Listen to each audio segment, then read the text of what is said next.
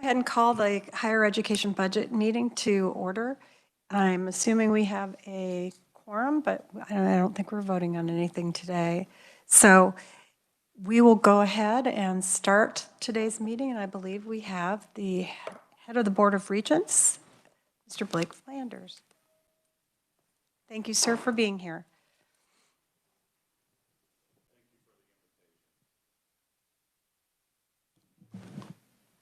Can you hear me okay? All right.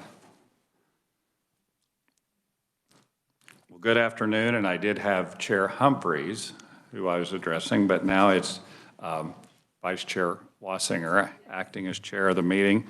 Thank you for the invitation, the opportunity to appear to discuss our coronavirus relief funds in higher education. I know we've had this conversation before, but I'll kind of walk through exactly what we've seen over the last I guess it's been almost 2 years in terms of fighting this pandemic. And so on that first page, you'll see those categories that went to the institutions. Now, as we look at the Higher Education Emergency Relief Fund, which are what we would determine are the Herf Grants, okay? You had 3 tranches of those funds, Herf 1, Herf 2, and Herf 3. And generally, those went straight to the institutions. They did not come through the board office. And part of those funds were required to go to students that were in need as well. And so you see that split out on the spreadsheet, if you will, what was the institution grant and what were the student share grant. And then as we go across, we have an acronym for everything. So we have Gear 1 and Gear 2, which were federal funds, again, that were Governor's Emergency Education Relief Funding. Now, we were very excited to receive the Gear 1 funding, the $26.2 million that came through, and that went directly to higher ed. Once we received that, we soon found out we also took the exact same reduction in our budget out of state general fund. So essentially, our trade was we traded flexible state general fund dollars for restricted federal fund dollars. Now, we are appreciative that we did get federal funding to backfill, if you will, that cut.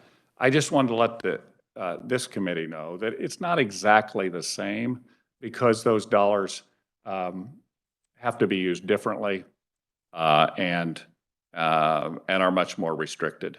All of these funds, as you can imagine, are audited and monitored in terms of use. I'll talk about Gear 2 funding here in just a moment, because that just recently happened. But then in terms of fall reopening, the Spark Committee allocated some funds for the institutions for that fall reopening, and we are appreciative of those funds as we went to open those institutions.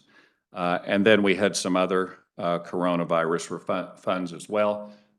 Some of those went to state agencies for expenses where we had PPE, maybe it was hand sanitizer, we had some plexiglass, and we've learned so much about the virus from the time, I want to remind the committee, do you remember washing your groceries? I mean, at one time, so there were so many things we didn't know. We know a lot more now.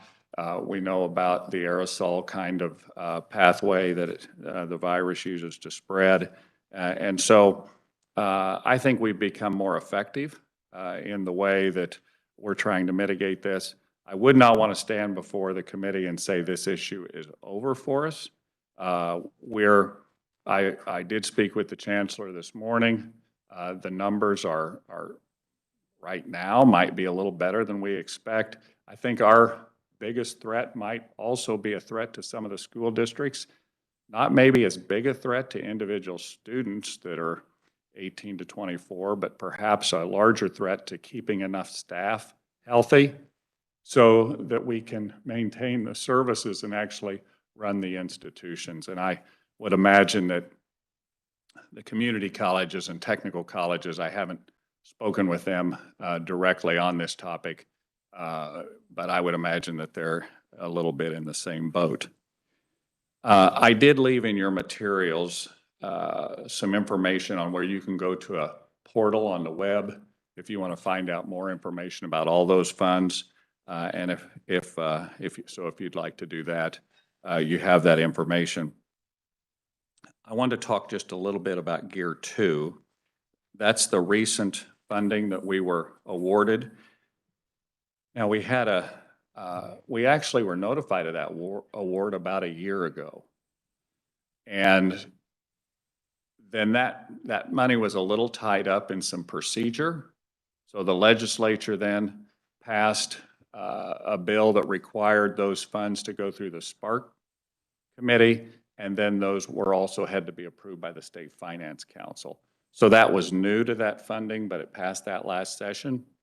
So we waited until just recently for the Sparks Executive Committee to entertain that on their agenda. They did. We're appreciative of the State Finance Council for passing it. So it's been about a year.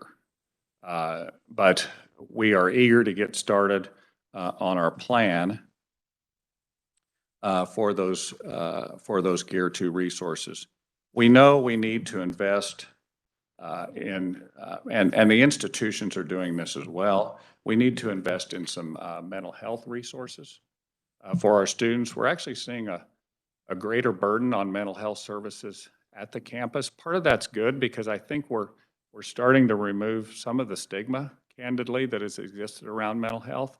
But we know that we need to do a different and better job meeting those services. And even though these are short-term funds, they can help bridge us into a longer-term way to help with those issues. We also have a health center task force operating at the board right now, and mental health services is something we're looking at. How do we deliver those maybe different and better and make them more accessible to students? Actually, it's kind of amazing to me, but students sometimes are more comfortable accessing those services online. And that's might be a generational thing, but how can we better deliver that? We're also looking to put individuals into the high schools. Kansas State has done this for a number of years, not to recruit for Kansas State, but to recruit for all of higher education. How do we help students? We know our high school counselors are certainly burdened with the social and emotional counseling needs of students right now. So how do we get people on the ground to perhaps help with the FAFSA, completing the federal application for financial aid so that students who are in need can receive those dollars that are sitting there at the federal level and should be drawn down for that purpose. And then how can we help students formulate a career pathway? They have individual studies going on at the high schools now. Those are beginning in the 8th grade. How do we take that career pathway and match it with an educational pathway so those students can realize their goals? And we're not talking about just going to a university. We have a number of great jobs in communities that are at the technical level, that are at the skilled trade level. We need more of those. And so how can we do that? We've also are going to invest some dollars in open educational resources. I wanted to tell you a little bit about that. I would have loved this when I was in college. It didn't exist, but open educational resources are those resources created by our faculty that kind of take the place of textbooks. And so they create those resources, and then all of a sudden, you don't have to buy a $150 textbook for the course for a nominal fee, maybe $10, just to keep the materials up. The student can have the textbooks, if you will, or the materials necessary to go ahead and enroll and complete that class. You know, that's a cost to higher ed that really flies under the radar because so many times outside of higher ed, unless you're paying for a student or you're a student yourself, you're more focused on tuition and fees.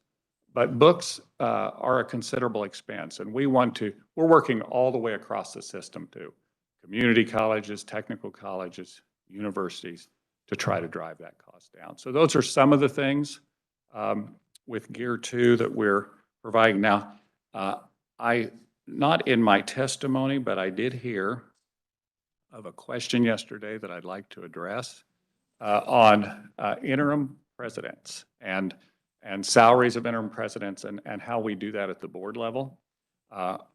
We've had a few interims. Our hope is that we have fewer, but the interims we've had have done a great job.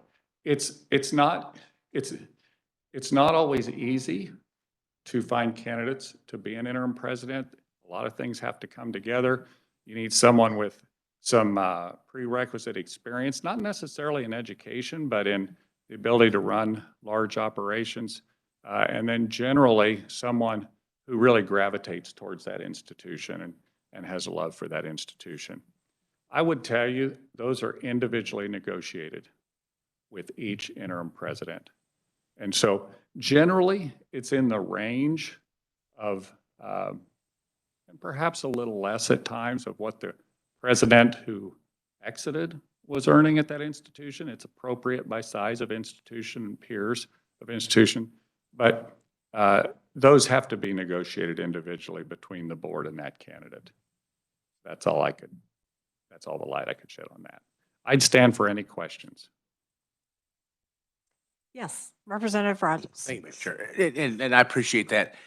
I guess my question though is where is that money coming from? Is it the same kind of silo that when you do the salaries for the CEOs, that's what I'm trying to figure out is where, I don't really care how much dollars is, but where in the scheme of things is that money coming from when you have something you weren't, because you probably didn't budget, when we had the opening in Emporia in your yearly budget. So the thing about let's talk about Emporia. So the one thing is you've budgeted for a president's salary the entire year. So the president's left. So now you come in and, I don't know exactly at the institution what account they would pull it out of, but I would typically think they'd pull it from a very similar account and a very similar source. So if they were paying their president 100% out of state general funds, they would pay the interim 100% out of state general funds. Absolutely. okay, sorry. Or it could be, Sure. or if they were using tuition dollars, they might use that as well. Okay, well, and that was just something, is look at the big scheme of things, something we really haven't talked about, but it seems like over the last couple of years, we've had several interims. And so try to make that work and so on. So can we get back to what you're talking about? Have whatever the Herfs and, is this with I guess the ongoing and with the start of this semester, do the institutions have the tools, the financial tools, if they have to go get other things? I know a lot of institutions were given rein to get testing kits, get some of these things, but we spent so much money a year ago. Do they have the resources prepared if this thing continues to linger at what seemingly is the rate within the communities, the larger communities of our campus towns? It's really hard to predict. I would say it seems to me if the current variant at the current level, not the infection rate levels, but would it be virulent, or how it impacts someone's health. It appears that we're about 10 days, it might be even earlier, as I talked to the chancellor this morning, about 10 days away from the peak. So they're monitoring that at the KU Health System. He thinks it might even be quicker than that. So as fast as I look at our chart every morning for Shawnee County, right now it's a needle that's way over in the red, but the quicker that those infection rates go up, generally, the curve on the way down does the same thing because everybody's had it, or a large number have had it. So I think if this in 10 days, if all that comes true, and I was one that thought it was almost over 8 months ago, so I'm not a health expert because I didn't think about all these variants that could be coming. If that happens, I think we can manage through it. If anything else happens, then we're going to have to circle back up and see what we can do.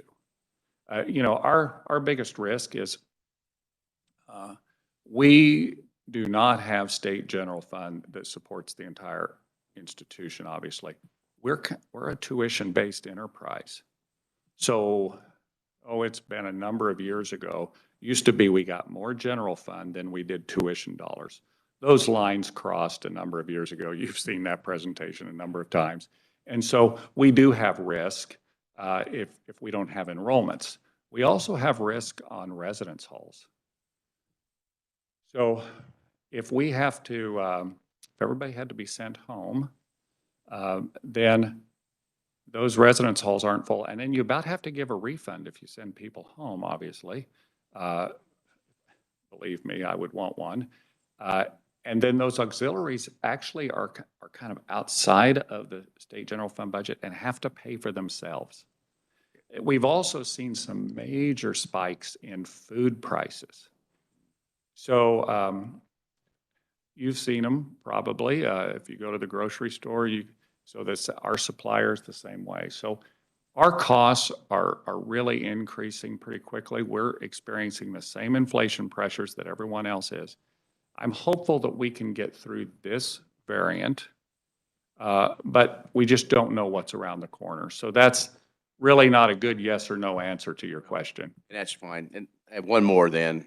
Is that all right? Or you want him to go? I'll try to finish up till I don't want to jump around, but I do want to talk just a bit more about this open educational resources. If I heard, is that one thing we've learned through COVID is that higher education has changed to where the traditional $250 textbook may, that may be a cost that we can still get the same educational benefit from say a $10 or $20 notes or pseudo, I don't care what word I use, but you understand what I'm saying. So the materials you can still get the educational value of that class without having to spend so much money on a textbook. Yeah, these materials are not subpar. They're developed by faculty, professional. They're really good. Okay, so it's not like you're getting a subpar material. I would like to tell you we discovered all this during COVID. It was there before. Okay. We were moving slower with it. Now, the one thing that COVID did, it's been really devastating, but there's been some things come out of here that we've learned from that might help us. We are more nimble. We have more opportunities where we can quickly go hybrid. Our students don't prefer most students don't prefer a complete online atmosphere. They want a lot of those student activities. They want to be on campus. But, a hybrid atmosphere is something that a lot of learners really enjoy. You'll probably see us really taking a look at how many big lecture halls do we need? Where you had 150, 200 people sitting in a lecture hall. Now it's pretty easy to deliver that over Zoom. So just in terms of infrastructure, we also have a parallel initiative going on with facilities where we're probably going to shrink our footprint just in terms of facilities because we can deliver education in a more nimble way and probably don't need as much infrastructure there as we might have. Yeah. Now, what we do need at some of our universities is the research space is pretty customized. So it's hard if you have an animal science research facility, it's built for that. You look at some of the research facilities at the Med Center or KU Lawrence or Wichita State, they're pretty customized. So those are a little more traditional. The other, I think we'll see some change. I know we'll see some changes. Thank you. Representative Woodard. Thank you, Madam Chair. Blake, thanks for being here. Good to see you again. Maybe a question, but much more of a comment. I'm really excited to see a lot of the components from a lot of the discussion that we talked about in the Future of Higher Ed Council included in Gear 2. So I look forward to seeing the results of that. And unless you want to answer, probably not a question for today, but would be interested in hearing from you at some point, as well as the different universities, how we can continue these programs with beyond the one-time funding. So obviously mental health as an issue is not going to go away. Continuing to increase FAFSA completion and things like that. So looking forward to whatever we can do to not only have this the one time with the Gear 2 funding, but also keep those going long term. We're actually having those discussions right now. So what we need to do is this federal funding, we can move quickly. But then once we deploy, we've got to continue to seek sustainability. So are the mental health services, do we need to reach out to the donor community? You know, do we need to, how are we going, this is just a must have, okay? So we have, you know, the board is reticent to move that into a student fee line because we don't want to increase the cost for students, okay? So how do we make that sustainable? We've even looked at the high school outreach model. How do we make that sustainable? Is there a way we can do that through Vista and AmeriCorps, you know, where we can partner with those entities and make that sustainable? Right now, our move is to use these federal funds to start immediately, because once those students graduate that custodial environment of high school, they get really hard to find. And so we want to move quickly, but we do have an eye towards sustainability. Fantastic. Thank you. Thank you, Madam Chair. Thank you. Anybody else have a question? I have a couple. So did you have anything? No? Okay. When you're talking about going and doing those high school visits, who are you talking about going to the high school? Who are we getting from the schools to go to the high school? Higher ed. So the K-State model has been, they've hired individuals to go in and just help students and their families with, and generally they're first generation, so that means the parents did not graduate from college. Just work through the process. Okay. You know, many times it's younger people that can do that, but doesn't necessarily have to be. And I can't answer a lot of the details on the exact who, but I can get you that information. Okay. Just interested. I didn't know whether you're utilizing faculty to do it, or you were hiring students or asking students to do it. It was interesting to me. The other question I had was, you were talking about open educational resources. Now, I'm old, so are you talking about internships and things like that as well? Or are you talking about a completely different animal? I'm actually talking about materials that would replace the traditional textbook, okay? Now, we do have a partnership with Internships, with the DeBruce Foundation. That's been wonderful. And what we do there, so our universities and colleges have built out really fantastic internship programs, but here's where we found a need. Not every student can do a full-blown internship. They don't have time. So we've come up with this micro internship, and it might be just a week's work. And the student connects with the company, they do this work, it gives them some experience. And here's what we have an eye towards with this work.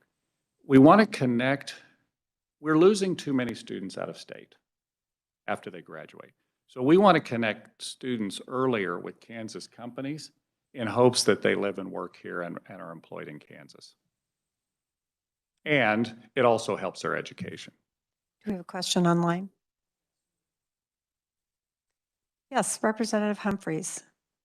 Thank you, Madam Chair. And Dr. Flanders, I'm sorry I'm not there to welcome you in person.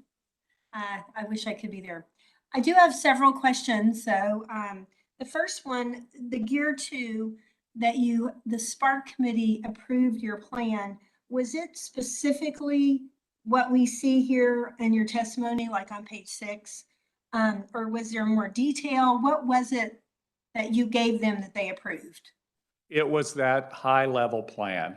So because as we begin to deploy those resources, what we did commit to is if we make any adjustments, we're going to come back and inform of those adjustments, and they were fine with that. Okay, and so for instance, that first one, the address opportunity gaps, can you go into a little more detail about the consulting services? Yeah, so I would love to do that. So we have some major gaps in terms of enrollments and graduations. And it's really, I'll leave a group out, but I'm going to say it's generally 3 groups. It's Hispanic students, African-American students, and rural students. So we see those gaps about the same. For some reason, I was a rural student, but we've really seen the college going rate fall off in rural Kansas as well.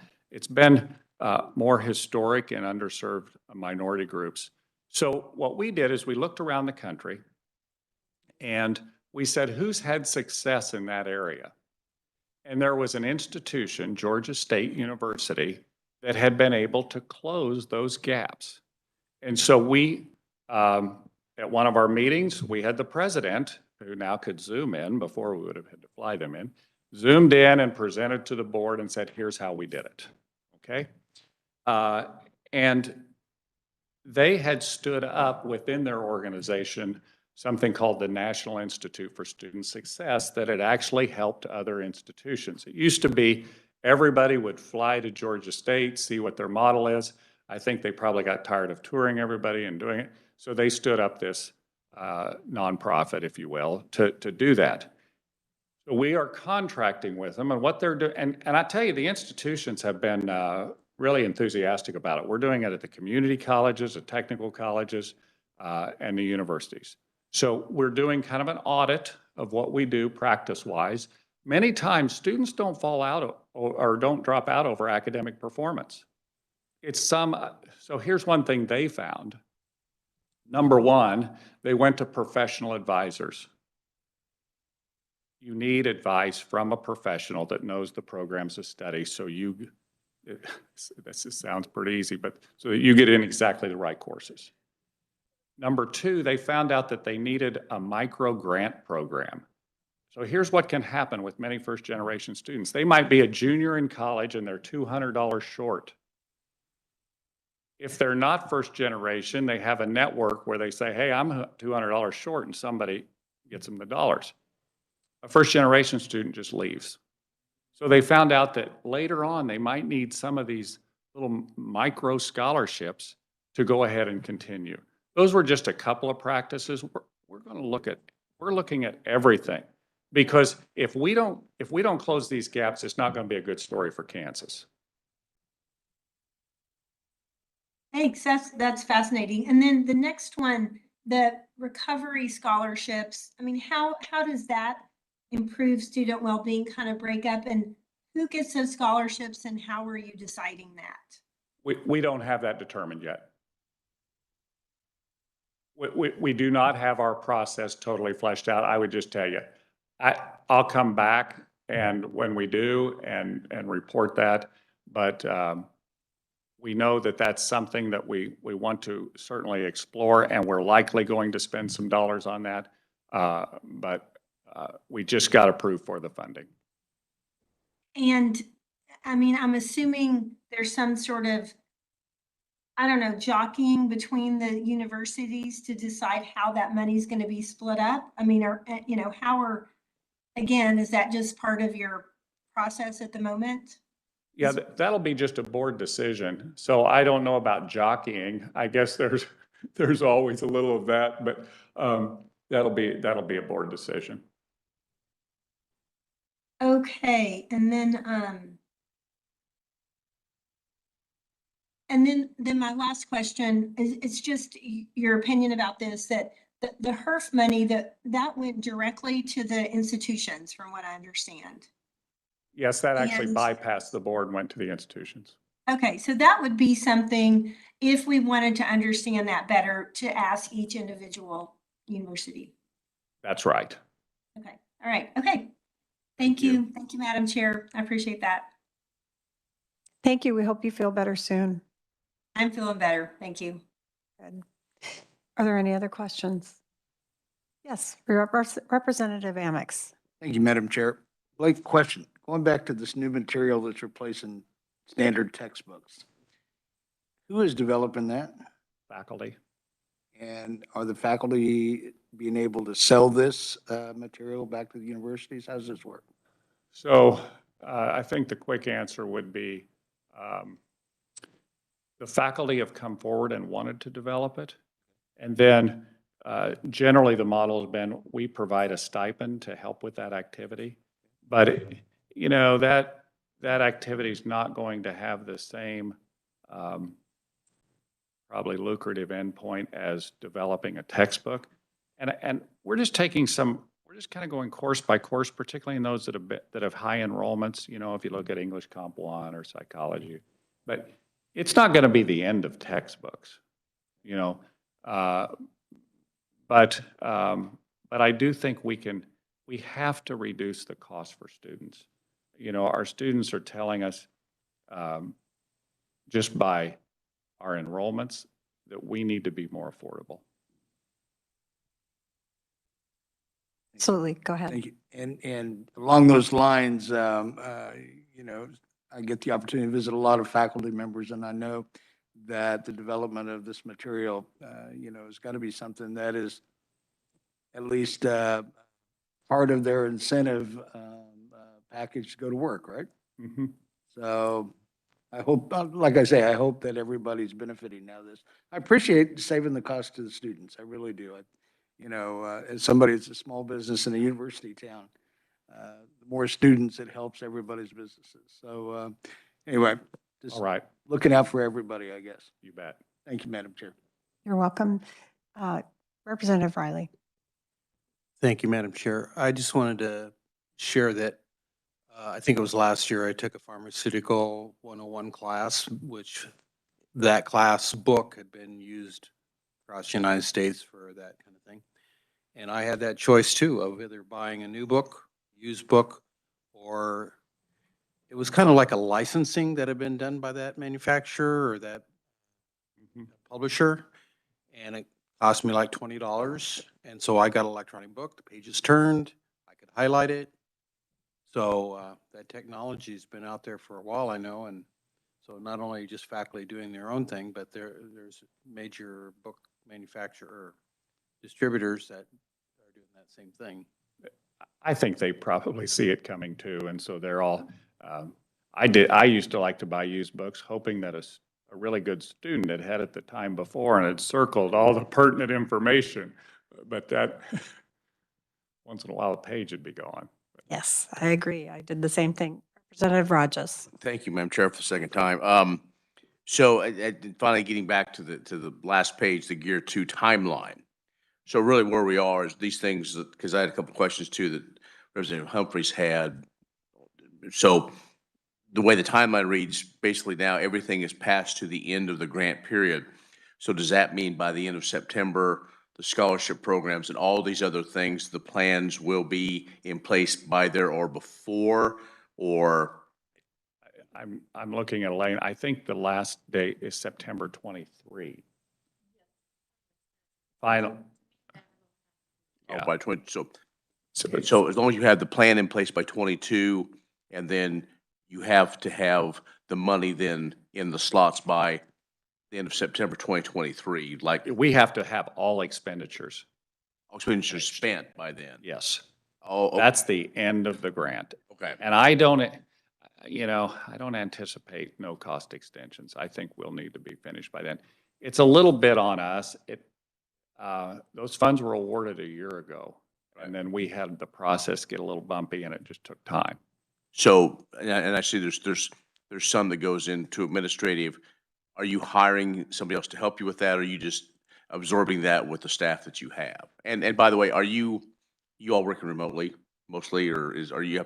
We have a blended model. I'm usually working in the State House, but during this time, we have many people who are remote.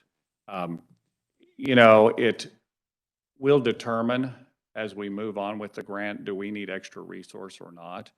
Actually, the remote model gives us a better chance to hire people because it expands our circle of where we can hire from.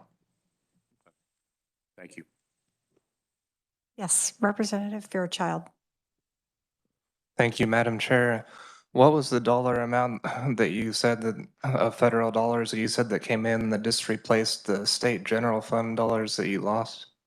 So that would be on the first page. It was 26.274163. 26.2 million. And what happened with that, it was called Gear 1. The Gear money came in, and then we took a state general fund cut simultaneously. So it was just, I call it a swap. That's probably not the right terminology for that, but that's what happened with those. Well, I had thought that in the final budget we passed, we ended up increasing pretty significantly the total dollar amount that went into higher education because there was that formula that we had to abide by. And if we didn't increase the funding, then we weren't going to get the federal funding for K through 12 schools. And so I'm just kind of wondering how there could have been that 27 million cut if we had a total increase in funding. Okay, so this was at the beginning of the governor's budget. Okay, now you're talking about the maintenance of effort funding. And so on the maintenance of effort funding, the institutions received 53 million, not just universities, but community colleges and technical colleges as well. And then the state currently has actually the delta, I believe, is 106 million, is what the state has been underfunding higher ed according to the federal definition. So, but the state has applied for a waiver for half of those dollars.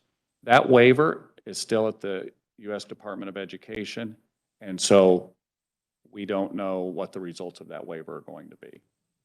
Generally, they've looked at states who have financial hardship or something like that, and they've given them a waiver. If the waiver doesn't happen, if it happens, it's the current state. If it doesn't happen, then an additional 53 million would need to come into higher education in this current budget year. Does that answer your question? Okay, are there any other questions for President? Barb, could I Yes, ask you a ma'am. question? Yes, Madam Chair, go ahead. Yep, so, like, just to make it clear, we reinstated that 26 million last year in the budget. Isn't that right? It was allocated by the governor, taken out when you got the HERF funds, but then we put it back in last year. Yeah. Okay, so most of it, not all of it. Do you know, you can phone a friend, but what was the breakdown on it? I have a friend right here that I'm Yes, phoning. I thought you did, okay. This is Elaine Frisbee, Vice President for Finance and Administration. So the Gear 1 swap that Representative Fairchild referenced happened in 2021. The MOE funding that we received for the system was for fiscal year 2022, the current year. We're trying to get the waiver for the additional 53 million. Then in the 23 budget, the governor is recommending in that $45.7 million for the universities, a restoration of the rest of that Gear 1 cut that was placed in 2021. We did get the vast majority of that restored in 22, but not quite all. I'd have to go check how much that is. Because if I may, in our committee, we did it. The maintenance of effort was something separate, but in our committee, we did put the vast majority of that 20, I was thinking it was the whole thing, but maybe it wasn't quite the whole 26 million back in, but we did put that back in for fiscal year 22. Yes. Right, and then the maintenance of effort happened, of course, at the very end of the session. Yes, that's correct. Okay, all right, thank you. It's great to have a friend. That's why. It's always nice to be able to phone a friend. Did you Did anyone else have any questions or comments? All right, well, thank you so much for Thank you. being here. Don't lean forward like that, 'cause you had a question. I appreciate it. I appreciate your giving us this information. I know that we could contact you, either of you, if we have any further questions. So thank you very much. There's just a few housekeeping items. I was at the budget informational meeting for chairs, and we have a lot of deadlines set to get our budget done, which means starting next week, we're really going to hit fast and furious to get things done, because we have to be completed by, I believe, March 7th with what our budgets are, and then we can get back and visit on different things. So Chairman Humphreys will alert us with all of that, and we'll take care of that. And the other thing I wanted to point out is we wanted to say goodbye. Not that he's leaving the Capitol completely, but John will be going over to the Senate, leaving us, but he is House trained, thank goodness. So we want to wish him the best in his new position. And I brought some cookies and some little cupcake type things, or bundt cakes apparently. But I would like everyone to take some with them. And we just thank you, John, for all of your help. And I think a little bit busier committee might be better suited for you. You might be a little bit busier in the Capitol. So anyway, thank you, John, for all your work. And then I would Bart, say, could I add my 2 Yes. cents on that too? Okay, thank absolutely, you. please do. I just can't stand to not say something about John too. Yesterday or last year, he and I were both thrown in together on what it means to be a committee chair and a committee assistant. And he just really rose to the occasion, and now he's an expert, and now he's moving on, and we just can't believe it. But really wish him the best, and we'll see him soon, and we'll come visit you. But he's, he gets his own office. It's a Senate position. It's going to be good for John, and I'm super appreciative, and just publicly want to say how much I've appreciated him as my office assistant for 3 years, plus being the committee assistant. Yes. Thanks, And- John. And then the last thing is, members, if you have any questions that you want to ask, that you want us to ask all the Regent schools that will be coming to us, please get those to me if you don't mind, and we will compile them and make sure that they answer those questions when they come to report to us in the committee. And thank you all. I really look forward to seeing you next week. All right. Well, we've missed you, so thank you very much. If there is anything else? Yes, we're meeting again on Monday, so we'll see you on Monday, and we'll see the chairman on Monday, and she'll do a much better job than I have, so. Thank you, Barb. You're welcome. All right, well, then I call this meeting adjourned.